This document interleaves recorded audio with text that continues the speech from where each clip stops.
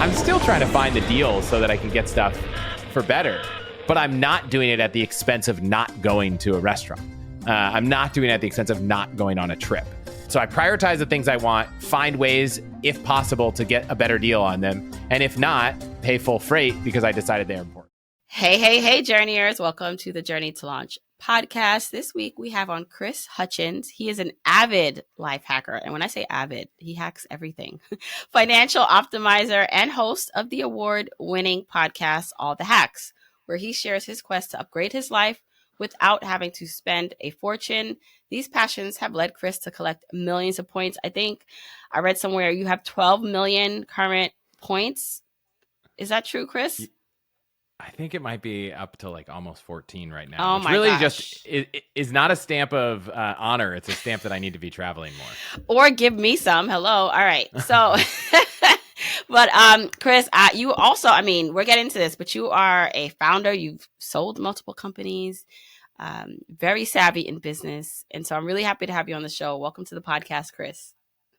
Thank you for having me. I'm excited to be here. All right, Chris, let's take it back a bit. I obviously want to get to how you have all these points, but I want to go back a bit to your background because you are, like I said before, you're a founder. You've started a bunch of companies or co-founded some companies. You've sold companies. You're not doing your business, your podcast full time. But I want to learn more about kind of like the beginning stages of starting your businesses. And then like, why'd you give all that up to run a podcast? Like, is this where the money's at? I mean, we'll get there, but I would say you can typically everyone I know ends up finding money wherever they find their passion. It just sometimes takes a long time, and it's not always easy to make the jump. For me, I'm actually giving a talk on Saturday about podcasting, and I was like, I wanted to talk about how I was never really a content creator. Mm-hmm. And then I went back and I was like looking at photos and videos from childhood, and I was like, oh, there's me making like a flyer for a cookie stand. There's me like making a video for a school thing. So maybe I have been a content person without even knowing it. But I think my story, the main arc to it is I never really knew what I wanted to do. Like I didn't know that I would be hosting a podcast. I didn't know I'd be starting companies. I didn't even know I wanted to work in technology. In fact, when I graduated college, I didn't even know you could work at a company that built software. Like the thought never crossed my mind. And so my career kind of professionally after college was moving straight to New York to go work at an investment bank because people told me that was the best job you can get. And I was like, well, I don't know what I want to do. So why not do the thing that everyone says is the best job? Right. Well, so with that, right? So you said you didn't really know these career paths existed, the kind of out of the box or more creative. I mean, even though this is like technical and you seem to obviously have had the mathematical mind, or at least investment mind, to go into investment banking. Like this, there's usually that side where people usually who do that are not necessarily risk takers or creative. So how for you then, when you started to work in your investment banking, then how did you discover or find that entrepreneurship and building businesses was another pathway? Yeah. And by the way, I don't consider myself very risk taking. Others might disagree, and maybe I am in a personal life, but definitely not professionally. So I was working in New York and I heard about this event called Startup Weekend. And there had been one in Boulder, Colorado, and there was another one coming to Boston. And I was like, this is so cool. Like all through college, I was a nerd on the internet. I just never knew that could intersect professionally, right? Like it's as if I loved painting, but I never thought I could be a painter. I loved the internet. I just never thought that was a job. And this event was anyone could come. If you're an engineer, a designer, or me, someone who didn't have any raw talents that I knew existed, you could come and we would build startups over the weekend. And I went to this event and I paired up with 4 or 5 other people and we built an app for Windows that would it was a random thing, but every 30 to 90 minutes, it would pop up and say, hey, maybe you should take a break. And it would give you an exercise to do.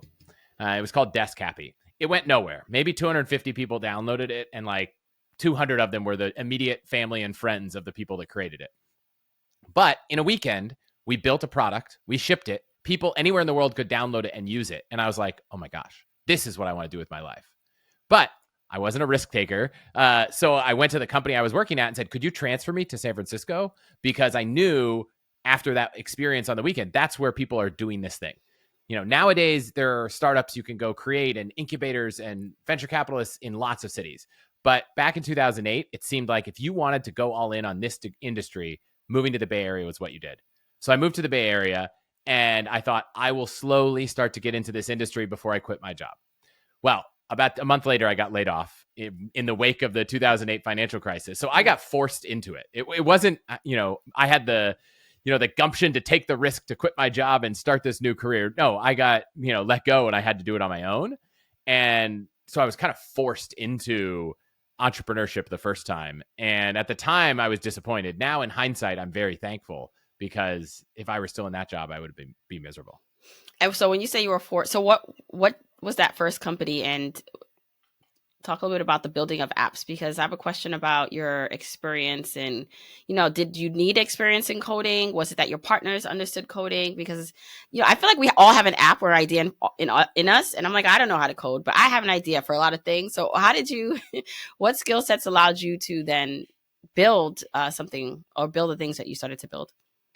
Yeah, so I didn't have any of those skills. Yeah. And so when I got laid off, I was like, what do I build? Well, I don't have any of those skill sets, so I need to build something that isn't software. So the first thing I built was a conference called LaidOffCamp, and it was in the wake of 2008, and it was just, let's do events around the country for people who've been laid off to learn from other people who had been laid off. And we had older people who'd interviewed thousands and thousands of people in their careers, teaching young people how to interview. We had young people teaching older people how to make LinkedIn profiles. It was great, but like I said, no software, nothing in that world. And, through a series of conversations and meeting interesting people, I found that the role that I could fulfill was something along the lines of kind of sales and business development. And so I joined the first startup eventually, doing a role of business development, which is effectively like finding customers for a product. But I wasn't able to build the product. I wasn't able to do it. I hadn't started a company that built software at this point in my career. But in that process, I just dedicated myself to spending as much time as I could with the engineers, the product managers, the designers, to understand how it all worked. And I built a muscle that I learned later was called product management, which is understanding how to build a product. You can't actually write the code. You can't actually design the interface, or maybe you can, but it won't look great. But you can understand how to put the pieces together and mainly understand the user need. Once I understood that, I ultimately left to join a few people to start a company where I fulfilled that role. Engineering fulfilled the building it, design fulfilled the making it functional. And together, that kind of trifecta of someone that understands the customer, someone that can build the software, and someone that can design the software can put all that together and ship a product. But I definitely didn't do it on my own. And, the other people necessary, you could argue, are much more necessary than I was. Right.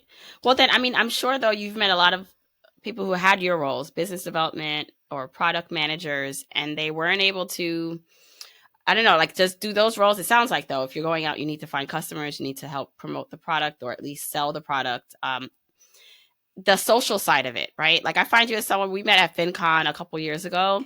And, you're very outgoing for the most part. I think when you're speaking to people, you're outgoing, right? And so like that does take an amount of social awareness and ability to speak to people. But then sometimes when I think of these roles, I think of like people who don't know how to communicate or who are awkward, don't like being behind like the phone or the computer. So is that also just something you have had as a personality growing up that happened to really mix well with these that helped you to take off?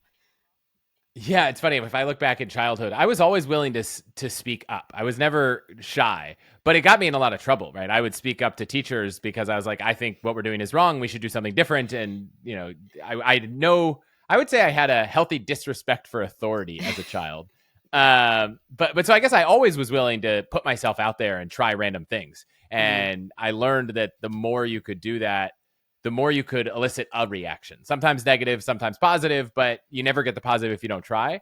And so I was constantly trying to do any random thing to put myself out there, often to come up with an outcome that, was something I couldn't have otherwise, because as much as I certainly didn't grow up underprivileged, I ended up going to a private school, and my parents were among the few parents that didn't give their kids like unlimited resources. So it was a boarding school, and at night, people wanted to order pizza and eat pizza because that's what you did in high school. But I didn't have a credit card to order the pizza. So like I couldn't order the pizza. And if I did once, it would be like my whole budget for the month. So I started ordering pizza, and I would order one pizza, and then I would just try to go sell slices to kids at night so that I could make back the money so that the next night I could order pizza again. And I would eat 2 and sell 6. And like, that was my little high school business, was like walking around trying to sell slices of pizza. And it worked out great. So like, I just always was willing to put myself out there because I needed to do that to get some outcome that I probably couldn't have achieved otherwise, because I was young, because I didn't have the resources, because I didn't know better. Mm-hmm. And I don't know, I just love putting myself out there. But I will say, not everyone can do it instinctively. Not everyone has that thing, but I think it's something you can learn. And I did an interview with a woman who you probably know, because I think you shared a stage with Vanessa Van Edwards. Yes. Yeah. So I met her actually at FinCon, Mm-hmm. and she is a researcher. I think she's based in Austin, and she did an episode of my podcast. It was episode 46 on charismatic communication. And she did all this research to identify that to be a charismatic communicator, you need the perfect balance of warmth and competence. And so sometimes you might say, I'm an introvert. I know all the data. I know all the numbers. If you can just force yourself to be a little warmer, you can find this blend where people are kind of more drawn to you as a conversationalist. You can also just listen more. I feel like in a conversation, you think, oh, I should be talking and sharing to make people like me. At the end of the day, if you just let people talk, they'll, and just you react and listen, they will also be engaged. So I think there are a lot of hacks to learn how to kind of win in conversational skills. That episode I did is one where we dove into a lot of them. We even did it on YouTube because there's like some visual hand cues and that stuff. But I'd say it was definitely by default, I was probably more extroverted, but I don't think it's something you can't learn to do. Right. And it's just also, so just for, fellow parents out there who have kids who are rambunctious or who speak a lot or up for themselves, or that healthy level of disrespect. I just think, I always say, like, it's a sign of, even if you yourself notice that. I was also like that as a child, and not afraid of authority. And I was, defend myself if I need to. And that comes through in my adult life. And I think there's just so many aspects of our personalities, whether we didn't know back then, maybe other people didn't understand it, maybe could have put some people off, but whatever it is that makes you, that may have not been seen as an advantage as you grow, like whether that's in your career, financial life, like these are things that if you learn how to use them, are like very great assets to whatever journey you're on. And, you can hack your way into positions or careers or into money, understanding that.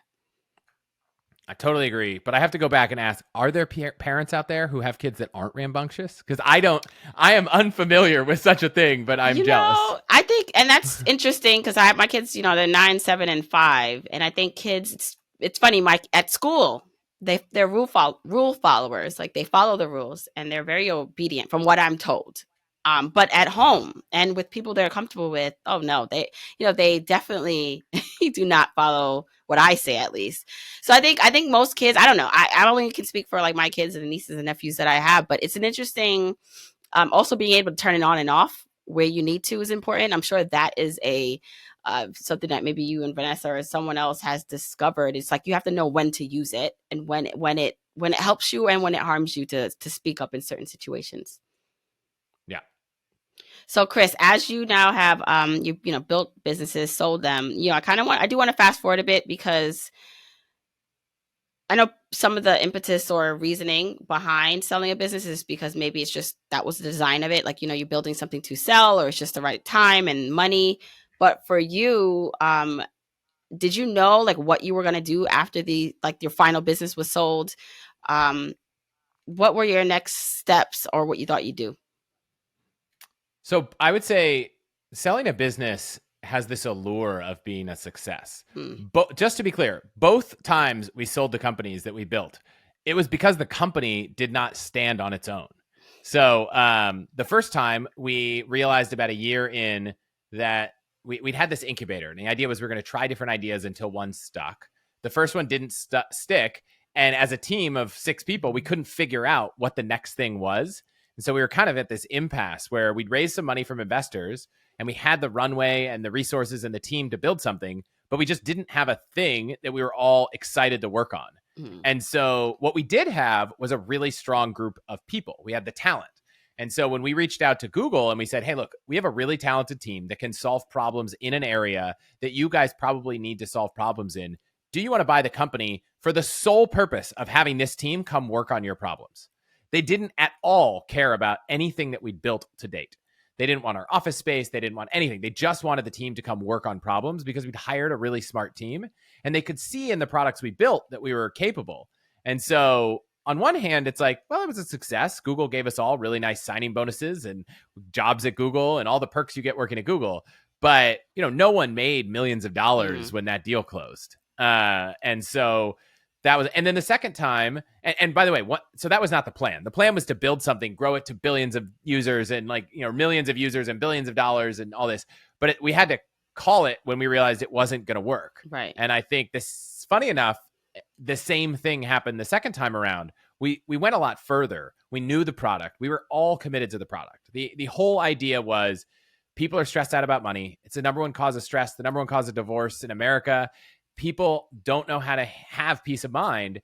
But we found that when anyone worked with a financial planner and went through like a financial planning process, they felt better. So let's build software to make financial planners efficient so it was cheaper. Unfortunately, vitamins, financial planning is something that's never an urgent need. It's like, It's very hard to get people to do it. It's not a pain point. And so people wanted it, but they didn't want it right now. And so the amount of money it took to get someone to sign up now, from marketing, from reminding them, from sales calls, it was just so high relative to the revenue of the business that the model didn't work, which is unfortunate because everyone we had wanted financial planning. They just didn't want it now. They're like, right now I need to fix this leaky water heater. Right now my kids are in soccer practice and summer camp and all this stuff. I don't have time for it.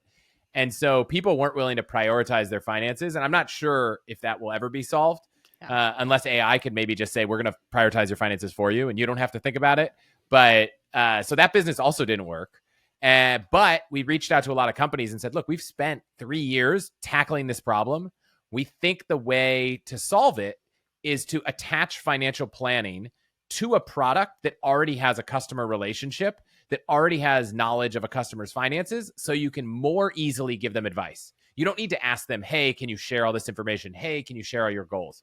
And so when I met the founder of Wealthfront, they had already had an investment product. They'd already had a high yield savings product, and customers had already linked a lot of their accounts and specified their goals.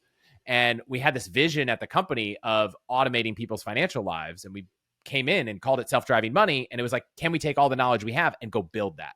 And so similarly, they wanted us as a team.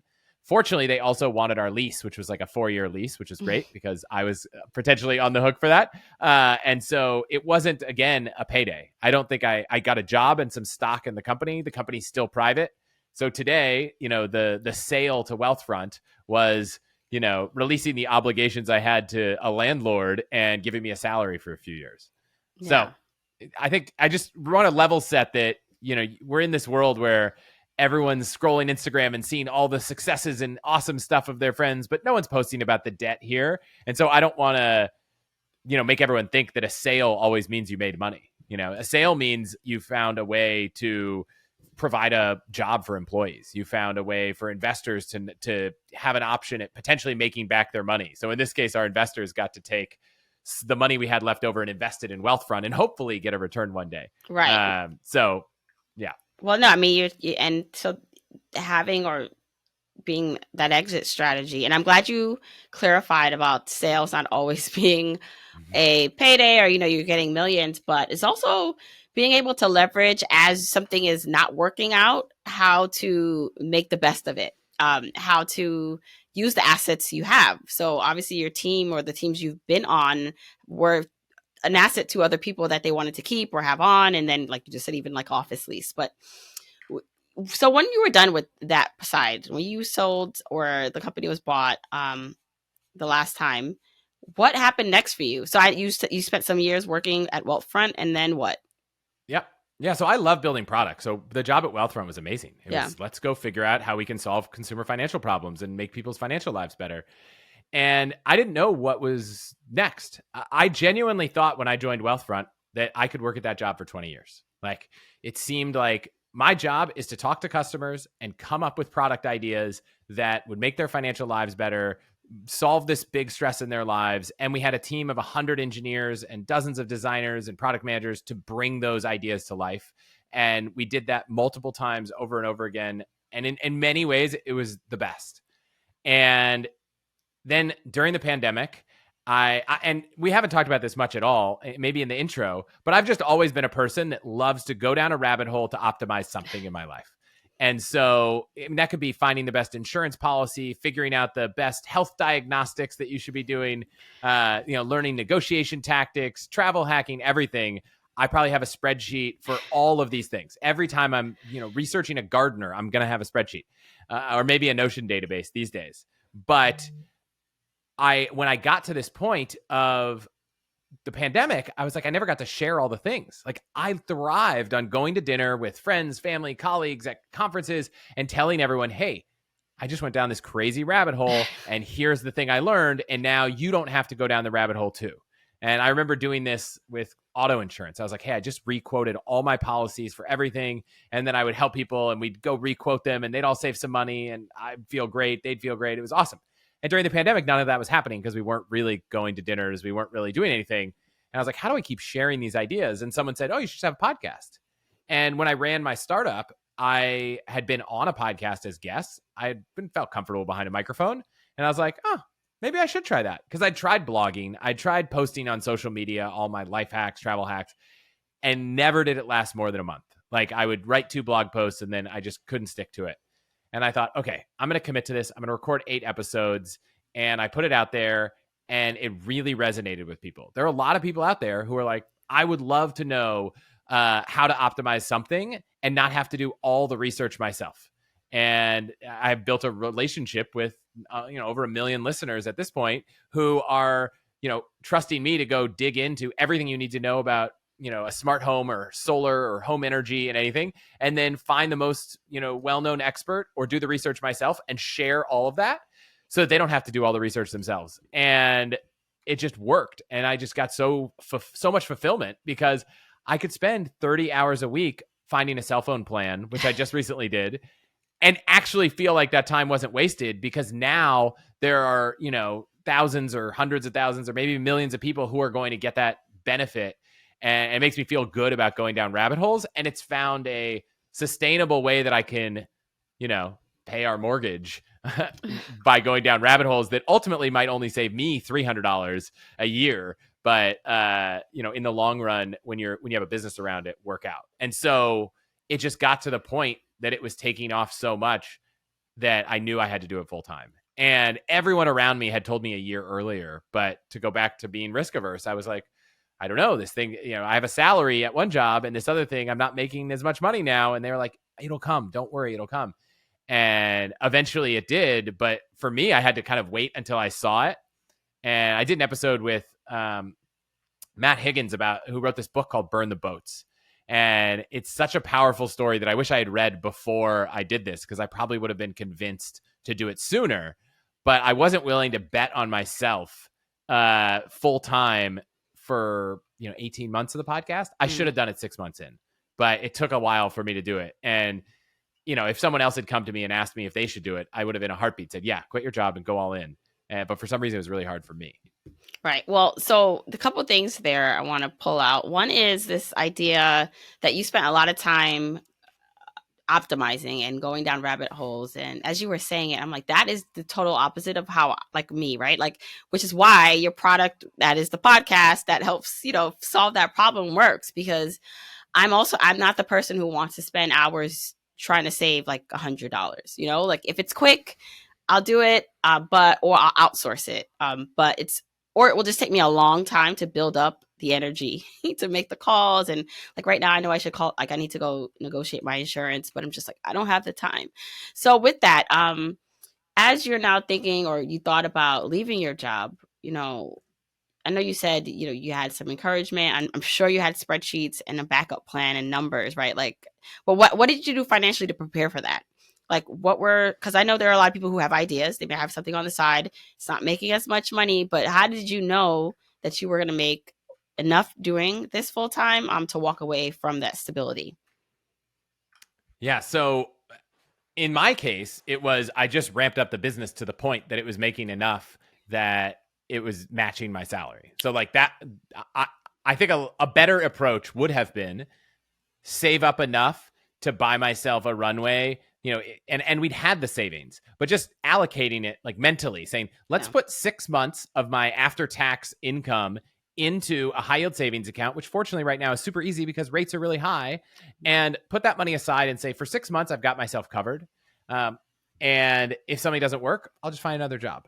Like I could have bought myself 6 months or a year or something. Instead, I took the time to wait and say, well, now this is making as much as my salary. But on one hand, that's a straightforward, easy solution. On the other hand, well, now I had 2 salaries. And so, yes, this was making the same as my salary, but it was also going to cut right now. 100% of the podcast income at that point in time was just savings because I had a salary. It was about to go to a point where I would have no savings. So even for me, I was like, well, now that I have enough income from my side hustle, now I'm throwing away all the savings. Do I really want to quit? Maybe I should give it 6 more months. Maybe I should just put another little more in the bank. And you can always just continue to ask yourself that question. So at some point you have to say, this is not a long-term decision, right? If I need to get another job, I can. So it's a short-term thing. And the advice I would give both others and my previous self is if you can set aside enough money that you can get by without your salary, know that it's short-term. Like you're not talking about, if you make $100,000 a year, you're not talking about not having $100,000 a year for the next 40 years. You might be talking about not having it for 6 months. And if you make $100,000 for 6 months, that's $50,000. But you pay taxes on that. And so like the net cost to you might be $30,000. So like all of a sudden you took this thing that feels like losing your income for the rest of your life and you boil it down to a $30,000 problem. And by the way, if you make $50,000 instead of $100,000, now it's a $15,000 problem.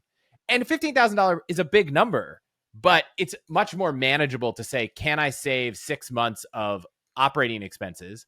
And by the way, in those 6 months, you can cut back on a lot of things. You can say, well, we don't need it to be my normal 6 months of operating expenses because maybe if it doesn't work out, we'll eat out a little less, or we won't buy, we won't order sushi once a week or whatever it is, your vice. And so now we won't take that one extra vacation. Maybe you've cut it down to $7,000.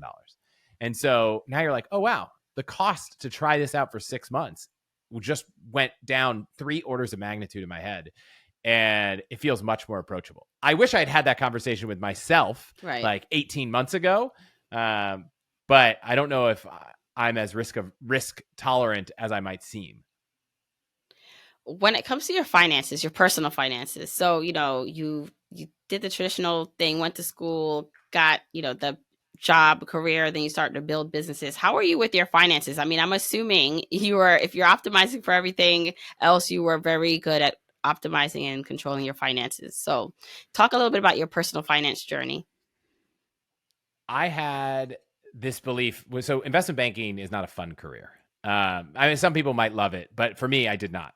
And so my first few jobs, I was not what I would call fulfilled, which basically gave me this financial independence attitude before I knew that was a thing. I'd never heard of the FIRE movement at the time, but my attitude was, this job is not fun. If I have to do this for the rest of my life, I'll be miserable. So I need to save as much money as possible so that I have the freedom to not do this job. But like, I like traveling. I like having nice food. So I didn't want to just, move to the middle of nowhere, eat beans and rice. So it was kind of like a little bit aggressive savings, but with a little bit of hacking the system to try to say, well, I want to take a vacation, so I'll do travel hacks. I want to, live in a nice place, so I'll do house hacks. Like finding all of the ways to get that experience without having to spend the amount. But I was aggressively savings. And I think my attitude was always every dollar I made was savings. So any dollar I spent was borrowing from my savings. And I'm not saying that's a healthy mindset. I think some people's mindset is I save $300 a month, and if there's anything left, I can just spend it. It's like the 29th of the month, and they're like, well, my checking account still has an extra $500, so I might as well spend it. For me, I was like, do I want to dip into my savings to go out to dinner tonight? Do I want to dip into, like, that savings could be worth, 30 times more if I wait till I'm 65. Like, do I really want to spend, if you do that math, it's kind of crazy, right? You're like, do I want to buy a $500 couch? Well, that $500 could be $5,000 if I wait till I retire. So it's really a $5,000 couch. So maybe we'll stick with that IKEA thing from college. Like, I don't think that's necessarily healthy, but that was the approach I took because I so much didn't want to have to do a job I hated for the rest of my life. And as far as what I did with money, it was like, okay, let's take all of our money and put it in index funds. Like I was not Mm-hmm. trying to beat the market. I was not trying to do anything fancy. I was like, let's put all the money we save into index funds, max out any matching, max out 401ks, all that kind of stuff, and then not think about it. So I have a very unsexy investment portfolio. It's Wow. like a couple individual stocks, some that because I worked at a company, and the vast majority is just index funds and focus on other aspects of my life to try to make more money. Yeah, I mean that's basically how we are too. I mean, I think the simple path to wealth, as JL Collins said, who's also been on the podcast, is just, you know, you don't have to beat the market or do more. That actually is just a waste of energy in terms of like the return you get. So I love the idea of thinking about it as 100% savings. I think that's, like you said, it's not necessarily it's not necessarily healthy if you then have issues like then spending and enjoying your money, which is like part of the reason we have money after we reach security and we get like some stability with our finances. But I do like this idea of, especially for me, so I talk about this in my book, Your Journey to Financial Freedom. You know, there are stages within the financial independence journey. And the first, the starter stages or the starter levels that you have to go through require a bit more effort and sacrifice, and not necessarily in a bad way, but in order to get you through to like a more stable and enjoyable path. And all parts of the journey can be enjoyable. But I like this idea of when you are in the earlier stages, to look at it as, hey, you know, I may be, you know, spending like this, which then makes me not have this money in the future or allows me to stay into debt longer because I could have paid off that thing. The other thing I'd say is that you think, you know, for most people like yourself, like, are you still that way now? Like with your money, have you loosened up?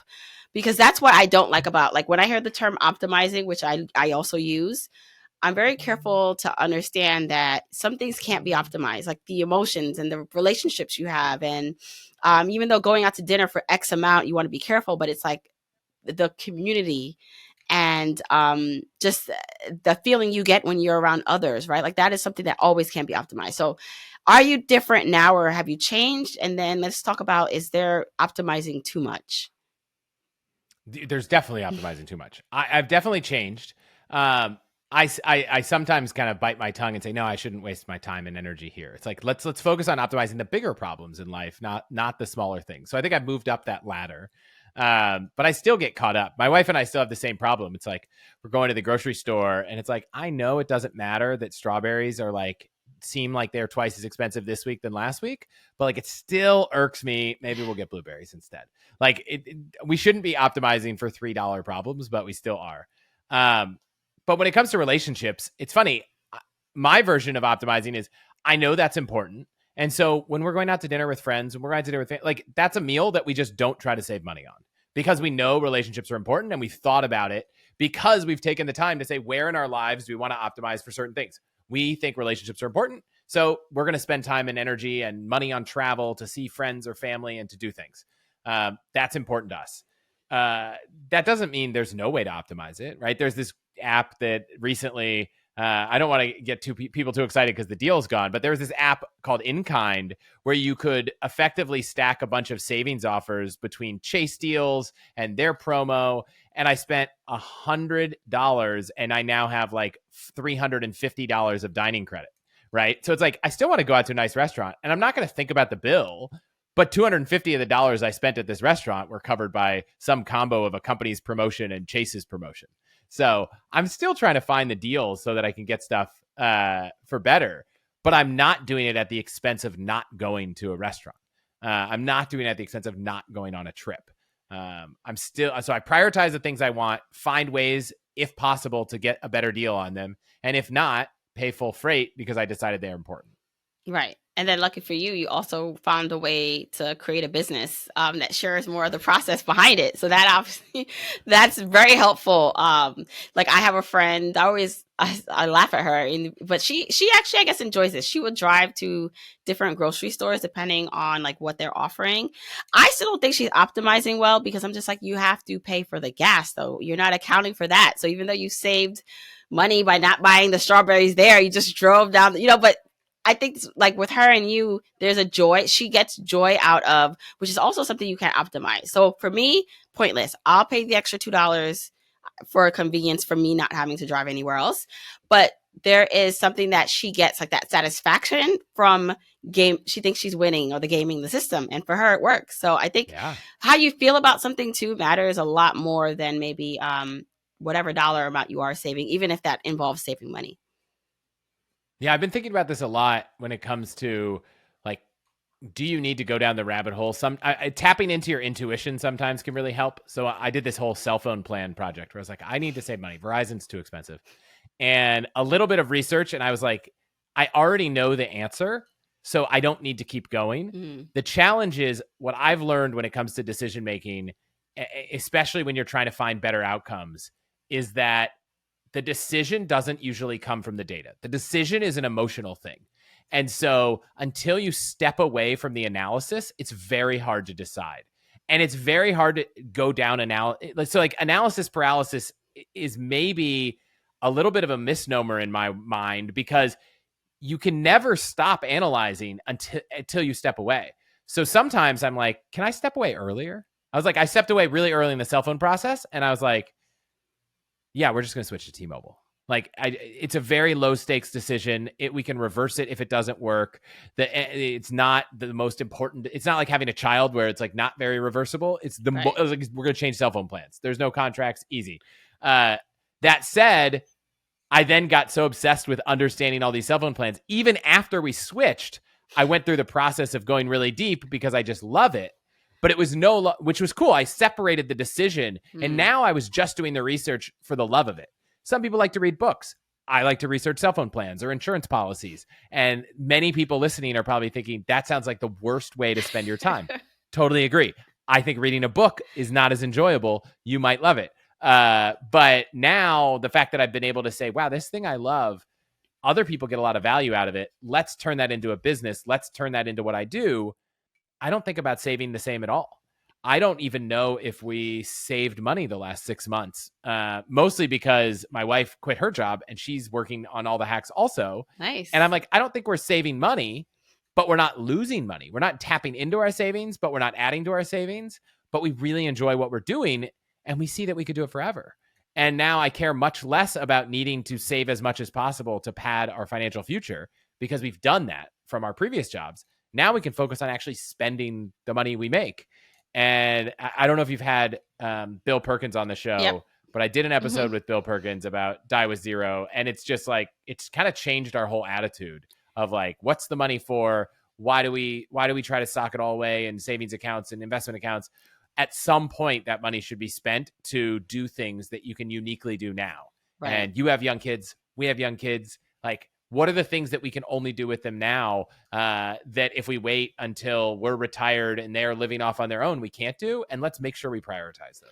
Yeah, actually, so I took my kids to Disney World for the first time over the summer, and I did a podcast episode about it, broke down the cost, and I think it came up to like just under $8,000. So rounded it up to $8,000 for a family of 5. And I thought that was, I thought it was actually going to be more before I started the process. And, I did the calculation on how much that could have went into investments and grown over time. And I forgot the number. And I said to myself, like, and I said this on the podcast, I was like, but it's not, for me, it wasn't about like, I don't care what it grows to over time. The experience and that we had, and it was an optimal time for our kids to go at like the ages they are, and they were so engaged. And, I'm just like, so it's things like that where, you can get caught up when, especially if you're money focused or financially focused, especially on this journey to financial independence, it can be easy to start optimizing to a point where you forget about life, like living outside of the spreadsheet. And like similar in a way to you, I mean, I wasn't as optimizing, if that's a word, or frugal as maybe some things. But in the beginning, I thought I could be just so I could reach my financial goal, and realized quickly, like, that is not what I want my life to be. And so I think it's something that some people, when they start the journey, like they think one thing, and then as they start living life and, realizing they can't predict or optimize for everything and it's not worth it, they start to do things differently. Yeah, I mean, I think one thing that it's so easy to know how much your financial accounts grew, right? You see you know what you put in and you see it more. And those like dividends, literally from individual stocks, they're paying dividend income. It's also capital gains, and we don't have to go down that path. But this concept of memory dividends is super interesting. Yeah. So you could probably think back to that trip about Disney. You could probably talk about it with your family and get a lot of joy just remembering how much fun you had. Like, that is valuable. And when you have a shared experience with someone later in life, whether it's a month later, a year later, a decade later, and you're talking about it, you're remembering it, you're looking at pictures of it, like, that's joy. And that joy is very valuable. Like, happiness is really important. And so we forget that if you spend the money to go to Disney now, you're going to relive those moments in conversation, in photos, in reflection for decades to come. If you wait 40 years and go on that trip to Disney, when you're retired, when you can't keep up with your kids and their kids, like, it's just going to be a different trip, and you're not going to have decades to remember it. And so, yes, that money could have grown, but also by doing it earlier, you benefit from having those memories for the rest of your life. And so I think people forget that experiences grow over time as well. Right. Well, one thing I do want to make sure we touch upon is your points, your millions and millions of points, and to give us tips on getting started. So, I always like to say, and to make sure I say up front, that travel hacking and credit card hacking is for, a certain type of person. If you're in the beginning journey or stages in debt, you're not paying off that credit card every month. This is more an advanced strategy. This is not like a technique. Like, this, like, it's almost like you play in a video game and like you don't get that tool yet until you get out of that stage. You go to the next level and then you can use that tool all you want, but you got to get out first. But now that we said that, I do want to share some tips and some insight on how you have been able to amass as many points as you have, and then just tips for us beginners, because I also do that, but not in the extent that you have. I don't have as many points. Well, I'll just add, I think a better metric would be how many points you've earned in your lifetime than how many you have. Because again, like, having the points just means I'm not using them. And over the years, airlines and hotel groups all devalue their points by having higher costs. So it's actually not advantageous to hang on to them. I should be using them. But a combo of 2 kids under 4 and a pandemic have made using points the last few years hard. I assure you that once our youngest is able to kind of sit on a long plane ride sustainably, the points will be depleting quickly.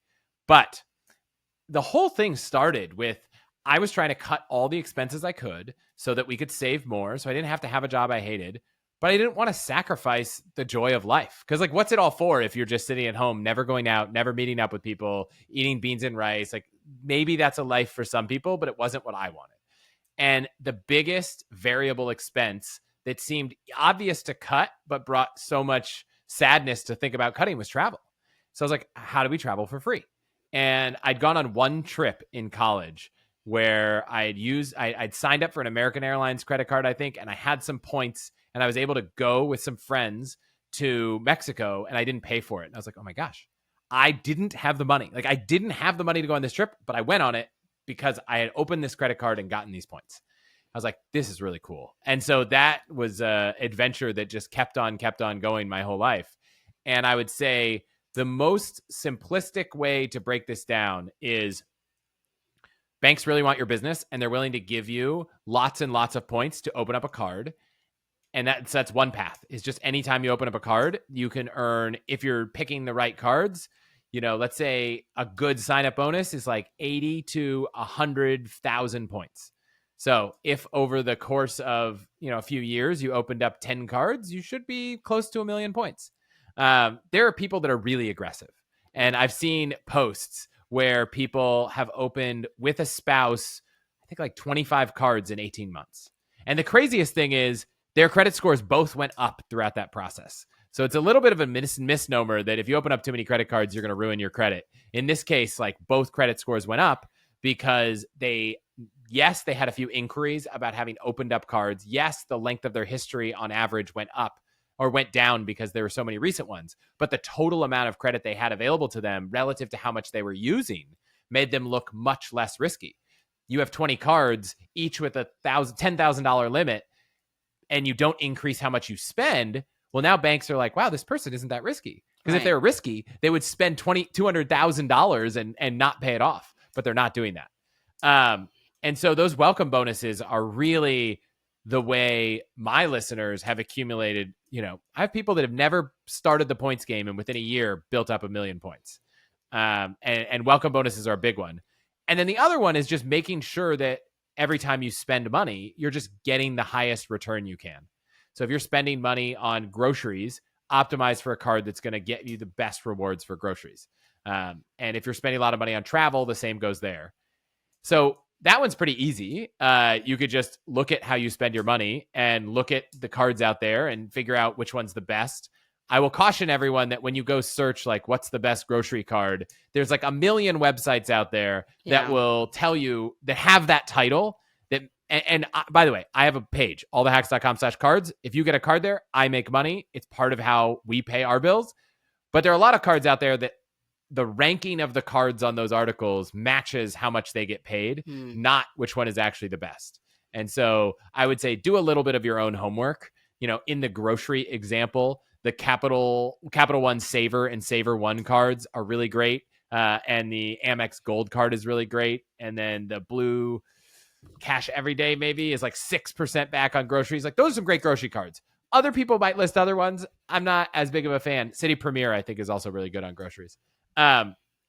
So that's one. And then the other is finding creative ways to spend money on your credit cards that is not money that when you're not increasing your own spending. Right. So a big part of the points I've amassed have been every single time I've been a part of a group trip, a family trip, anything. I've raised my hand and volunteered to plan the whole thing. And the only thing I ask is, let me put 15 flights on my credit card. Let me put 15 hotel rooms or 7 hotel rooms on my credit card. Let me put the house we're renting for the vacation on my credit card. And so, I'm not in a financial situation to take $100,000 of vacations a year, but I've definitely had years where I've helped plan $100,000 of vacations in a year. And that is a big help when you find a card that earns 5 points on flights, right, and you're buying 15 plane tickets for a trip. That can really accelerate your points earning without having to pay for it, assuming you trust that your friends will pay you back. That's what I was going to say. I was like, you have obviously family and friends that you trust and they will pay you back. I know a lot of people listening are like, I'm not doing that because I know my person is not going to pay me back. Right. Prepay. Say the trip is going to be $1,000. Everybody send me money and then I'll go buy the flights. Right. Okay. Sometimes you have to do that, but that is another big one, is just finding things that you can spend money on that don't require you to increase your spending. Because it's never a good outcome to say, ooh, I want a lot of points, so I'm going to go buy stuff I don't need. Right. If you do one of those welcome bonuses and it's like, well, I need to spend $3,000 in 4 months to get 100,000 points. Like, there are ways to spend that money earlier. So like, you spend a lot of money on Amazon, go buy $500 of Amazon gift cards. You spend a lot of money at Whole Foods, go buy a Whole Foods gift card. Take your purchases from 4 or 5 months from now and pull them forward. But don't spend money you don't need. Don't go say, oh, I'm going to go, go out to dinner 10 times this month. That you're not going to get back. But if, gift cards is one where you can kind of front load the money. A lot of utility companies will let you like prepay your utilities or prepay your phone bill. So I'm saying if you're not going to hit the bonus, it's definitely worth finding a way to do it, but don't do it by spending frivolously. Do it by prepaying things for a few months from now. Right. How do you balance the annual fee that some cards have versus like the points, and if you should keep it, keep the card open or close it if the annual fee is coming up? Yeah. So I would say there's 3 things. One, a lot of annual fees seem scary until you dig and really make sure you're not getting all the value easily. So there are some cards where it's like, wow, this is a $500 annual fee, but the first $300 I spend on travel is reimbursed. Okay, well, it's not $500 as long as you're spending $300 on travel. But Amex Platinum card gives you $50 every 6 months to go to Saks Fifth Avenue. If you're not going to spend money on Saks Fifth Avenue already, then that should be worth $0 to you. Now, maybe you could go buy some stuff every 6 months and go sell it on eBay, but now what's your time worth? For us, I'm like, I really love Aesop soap. I'm not going to buy $30 soap for the bathrooms in our house, but I'd probably buy like $10 soap. So if $100 a year gets me $3 of soap, I'm getting about 30 or 3 soap things. I get $30 of value, not 100. So I try to normalize what the credits are actually worth to me. We do order out, once a month, and we usually use Uber Eats. So the Amex Uber Eats credits, those are like, I count them at face value, but I don't count the Equinox credit at face value because I don't use Equinox. And if I went and opened up an Equinox membership, I would be, spending more money than the credit, and I would actually lose, I'd be down. So I think you have to look at it on a card by card basis. However, if that annual fee is not worth the value, then I would call the card after 1 year when the annual fee posts and say, hey, I'm just not getting the value. And you've got two options, or I guess you have three. One, they might give you a retention offer, and they might say, hey, if you can spend $2,000 on this card, we'll give you 20,000 points. And you're like, oh, well, now if I factor those 20,000 points in, now the annual fee is worth it. Or I've had them just waive the annual fee. Well, okay, well, then the annual fee is worth it because they waived it. If they won't, then you can often downgrade the card to a card with a lower or no annual fee. So the Chase Sapphire collection is notorious because you can downgrade them to the Chase Freedom line, no annual fee cards. Great options. Worst case, if you can't downgrade it and it's not worth it and you can't get an offer, you can always close it. It's not the end of the world to close a card. The only situation where that's a bummer is if it's like the oldest card you've had for 20 years. But I'm imagining in almost everyone's case, the card they opened first that they've had for 20 years is probably not the card with the $500 annual fee. Right. So if you do have one of those old cards, I would just try to make sure you put one expense on it a year. Put a cheap recurring bill, have a tradition. I have a tradition where around the holidays, we go buy all these like little small things. And it's like our chance to go out and use the 4 or 5 cards that we never actually use to go like spend $5. So in the holidays, I put $5 on all the cards we have just so we never, they still remain active. But yeah, so I would say if you have a card that's not worth it, get a retention offer, downgrade it. And if none of those work, cancel it. But wait until after 365 days. Because a lot of cards have this rule where if you cancel a card within 365 days, they kind of flag you as someone that probably opened it for the bonus. But if you cancel it at 366 days, I guess maybe 367 if it's a leap year, then you're in a different bucket and you're in a lot better space. Last question on the credit cards. How do you keep track of all this? Obviously, I know you have a spreadsheet, but like for some average person who's just like, how do you know? I mean, I'm assuming your answer will be spreadsheet, but how do you know like what the bonuses are? Is it like when you open the card, you need to like track everything? It just seems like a lot of work.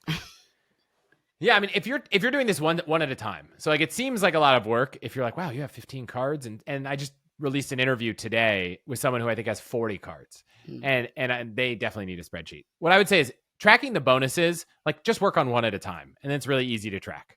If you have one card that you need to spend $3,000 in 4 months, you can keep track of one. Now, once you get to a point that you might have 10 cards open and you're like, when are the annual fees due? What's going on? All this stuff. You can put it in a spreadsheet. There are 2 apps I like. Both have free versions. One is called Travel Freely and one is called Card Pointers. And Travel Freely is more just like track all the cards you have, when the annual fees are due and all that kind of stuff. Card Pointers goes a little bit above and beyond that. And you can add all your cards to it. It'll remind you of all the credits that you have to spend. It'll even tell you what the best card is for a category. But they do have a pro version that you have to pay for. But all these offers that these cards have, and some people don't know about this, but if you log into Chase, there are all these offers you can add. And Amex has them, and Citi and Capital One have them. And there are things that you might already spend money on. There have been times where I log into Amex and it's like, hey, if you spend more than $10 on a wireless bill, we're going to give you $5 back every month. It's like, great. If you add that offer, you get $5 back. If you don't add that offer, you get nothing.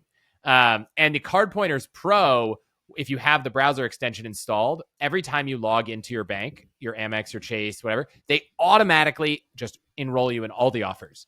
And I've had multiple times where I was looking at my credit card statement and I just got a credit for a purchase that I didn't even know there was an offer for. And that credit has now more than paid for Card Pointers. So that is one where I can kind of manage all the cards I have, how long I've had them, and just kind of when the fees are due and that kind of stuff.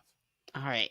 Last question. This relates to more like your... Not a spreadsheet. Not a spread. Yeah. Well, surprising. Well, you're able to optimize it and like make it digital, or find a digital solution. But more, this is about financial independence. So are you financially independent? What's your motivation now for like working? Is it really because your brain is wired this way that you need to do this? Or is your goal still to reach early financial independence or early retirement? So yes, I'm financially independent. I think with an asterisk that if I wanted to never work again, do we have enough money saved that we could never work again if we lived somewhere that's not unreasonable? Yes. Right now we choose to live in like the Bay Area, which is super expensive. So I would say like if we're willing to move, yes. If we stay, TBD. Depends on how the market does. But the motivation to work, it doesn't really feel like work, right? Like I want to go down the rabbit hole of looking at every cell phone plan. I just now found a way to turn that into a job. And so yes, there are weeks where I'm like, oh, I have to get an episode out. And I just, it's been a long week. So there are days when it feels like work. But on the whole, 95% of what I'm doing is like what I would do anyways. And it just happens that I found a way to make it become, a career or at least a profession and get paid for it. But just for anyone listening, I didn't know that going into it. I didn't start. No one, by the way, should start a podcast with the intent of making money. Correct. Because very few podcasts end up working and making money. And almost every podcast that has worked out and made money was started by someone that would have done that podcast without making money. There are probably some celebrity, exceptions to that, but you have to want to do it, and you have to want to do it for a long time. If you look at the number of videos that the average YouTube channel with a million subscribers has made, it's like over 1,000. Like podcasting, the average, like people have to produce a lot of content. So you can't expect to just start a podcast and have it make money. I'm on episode 100 plus. You're on episode, I don't know, more than that. Yeah. And it takes a while. So I didn't come into this with the expectation of making money, but it worked out. I think that many people, if you try hard enough at things you love, there will be some financial revenue opportunity, but it might not be obvious and it might not come right away. Yeah. Well, Chris, thank you so much for coming on the show, sharing more of your journey, some tips for hacking, all the things. Please tell everyone where we can find out more about you. Yeah, you can go to allthehacks.com. You're listening to a podcast, you could just search All the Hacks. Everything we do there aren't a lot of All the Hacks out there. So I would say start with the podcast, find an episode that looks exciting, and let me know what you think. All right. Thanks, Chris.